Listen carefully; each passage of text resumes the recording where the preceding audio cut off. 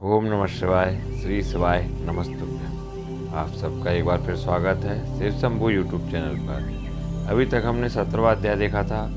अब हम 18वां अध्याय की ओर चलते हैं। विद्येश्वर संहिता का 18वां अध्याय। इसमें है बंधन और मोक्ष का विवेचन, शिव के भस्म धारण का रहस्य। ऋषि बोले, सर्वज्ञों में श्रेष्ठ सूत जी, बंधन और मोक्ष क्या है?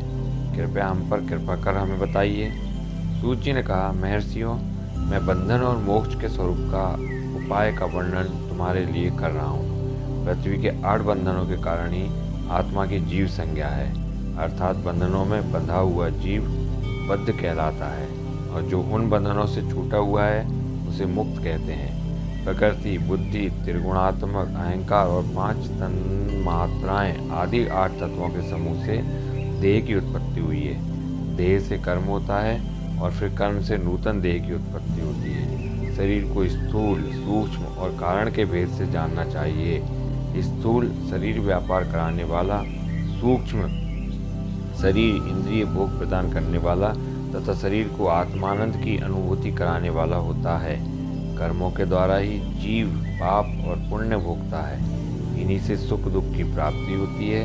अतः कर्म पास में बंधकर जीव शुभाशुभ कर्मों द्वारा चक्र की भांति घुमाया जाता है। इससे छुटकारा पाने के लिए महाचक्र के कर्ता भगवान शिव की स्तुति और आराधना करनी चाहिए। शिव ही सर्वज्ञ, परिपूर्ण और अनंत शक्तियों को धारण किए हैं, जो मन, वचन, शरीर और धन से वेदलिंग या भक्तजनों में शिव भावना करके उनकी पूजा करते हैं, उन पर शिव जी की कृपा अवश्य होती है। शिवलिंग में शिव की प्रतिमा ने शिव भक्तजनों में शिव की भावना करके उनकी प्रसन्नता के लिए पूजा करनी चाहिए। पूजन शरीर, मन, वाणी और धन से कर सकते हैं। भगवान से पूजा करने वाले पर विशेष कृपा करते हैं और अपने लोक में निवास का सौभाग्य प्रदान करते हैं। जब तन मात्राएं वश में हो जाती है, तब जीव जगदम्बा सहित शिव का सामीप्य प्राप्त कर लेता है।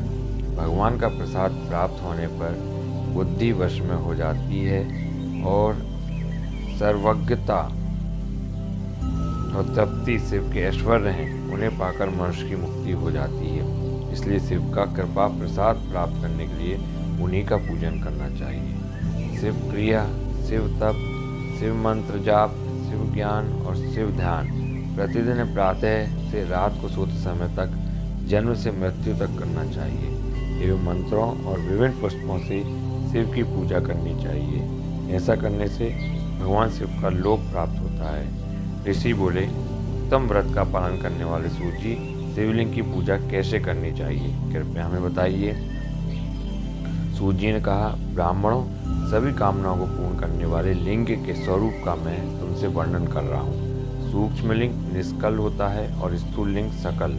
पंचाक्षर मंत्र को स्थूल लिंग कहते हैं।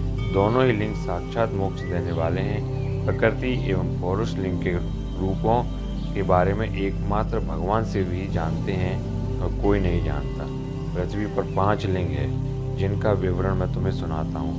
पहला स्वयंभू शिवलिंग, दूसरा बिंदु लिंग, तीसरा प्रतिष्ठित लिंग, चौथा चरलिंग और 5वां गुरुलिंग है। देवर्षियों तपस्या से संतुष्ट हो उनके समीप प्रकट होने के लिए पृथ्वी के अंतर्गत बीज रूप में व्याप्त हुए भगवान शिव वृक्षों के अंकुर की भांति भूमि को भेद कर नादलिंग के रूप में व्यक्त हो जाते हैं। अतः प्रकट होने के कारण ही इसका नाम स्वयंभूलिंग है। इसकी आराधना करने से ज्ञान की वृद्धि होती है। सोने चांदी भूमि वेदी पर हाथ से प्रणव मंत्र लिखकर भगवान शिव की प्रतिष्ठा और आह्वान करें तथा 16 उपचारों से उनकी पूजा करें। ऐसा करने से साधक को ऐश्वर्य की प्राप्ति होती है। देवताओं और ऋषियों ने आत्मसिद्धि के लिए पौरुष लिंग की स्थापना मंत्रों के उच्चारण द्वारा की है। यही प्रतिष्ठित लिंग कहलाता है। किसी ब्राह्मण अथवा राजा द्वारा मंत्र पूर्वक स्थापित किया गया लिंग भी प्रतिष्ठित लिंग कहलाता है, किंतु वह प्राकृत लिंग है। शक्तिशाली और नित्य होने वाला पौरुष लिंग तथा दुर्बल और अनित्य होने वाला प्राकृत लिंग कहलाता है। लिंग नाभि, जीव, हृदय और मस्तक में विराजमान आध्यात्मिक लिंग को चरलिंग कहते हैं। पर्वत को पौरुष लिंग और भूतल को विद्वान प्राकृत लिंग मानते हैं। पौरुषलिंग सबसे प्रथम रसलिंग ब्राह्मणों को अभिष्ट वस्तु प्रदान करने वाला है। स्वर्णलिंग वैष्णव को धन, बाणलिंग क्षत्रियों को राज्य, सुंदरलिंग शूद्रों को महाशुद्धि प्रदान करने वाला है। बचपन, जवानी और बुढ़ापे में इस स्फटिक में शिवलिंग का पूजन स्त्रियों को समस्त भोग प्रदान करने वाला है। समस्त पूजा कर्म गुरु के सहयोग से करें। इष्ट देव का अभिषेक करने के पश्चात अगहनी के चावल की बनी खीर तथा नैवेद्य अर्पण करें। निवृत्त मनुष्य को सूक्ष्म लिंग का पूजन विभूति के द्वारा करना चाहिए। विभूति लोकाग्न जनित, वेदाग जनित और शिवगान जनित 3 प्रकार की होती है। लोकाग्न जनित अर्थात लौकिक भस्म को शुद्धि के लिए रखें। मिट्टी, लकड़ी और लोहे के पात्रों की धान्य, तिल, वस्त्र आदि की भस्म से शुद्धि होती है। वेदों से जनित भस्म को वैदिक कर्मों के अंत में धारण करना चाहिए। मूर्तिधारी शिव का मंत्र पढ़कर बेल की लकड़ी जलाएं। कपिला गाय के गोबर तथा समी, पीपल, पलास, बड़, अमलतास और बेर की लकड़ियों से अग्नि जलाएं। इसे शुद्ध भस्म माना जाता है। भगवान शिव ने अपने गले में विराजमान प्रपंच को जलाकर भस्म रूप से सार तत्व को ग्रहण किया है।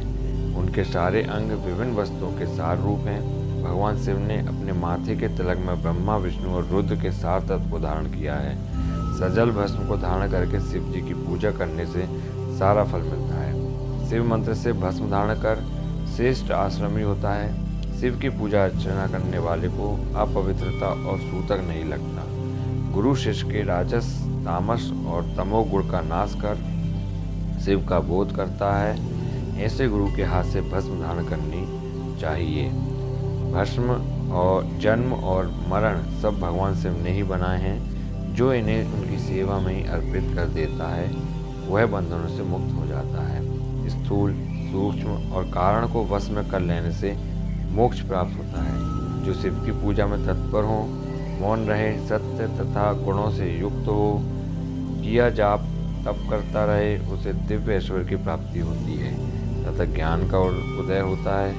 शिव भक्त यथा योग क्रिया एवं अनुष्ठान करें तथा धन का उपयोग कर शिव स्थान में निवास करें। भगवान शिव के महात्म्य का सभी के सामने प्रचार करें। शिव मंत्र के रहस्य को उनके अलावा कोई नहीं जानता है, इसलिए शिवलिंग का नित्य पूजन करें। ये 18वां अध्याय था जिसमें लिंग के बारे में बताया गया है। बंधन और मोक्ष का विवेचन किया गया है। शिव के भस्म धारण का रहस्य बताया गया है। तो ये 18वां अध्याय था। इसके बाद हम 19वां अध्याय देखेंगे। ऐसे ही आप शिव महापुराण सुनते रहिए और पूरे तैयारी से देखते रहिए, सुनते रहिए, क्योंकि ऐसी शिव महापुराण आपको आगे नहीं मिलेगी, आपको यूट्यूब पे कहीं नहीं मिलेगी। श्री शिवाय नमस्तुभ्यम। ओम नमः शिवाय। ओम नमः।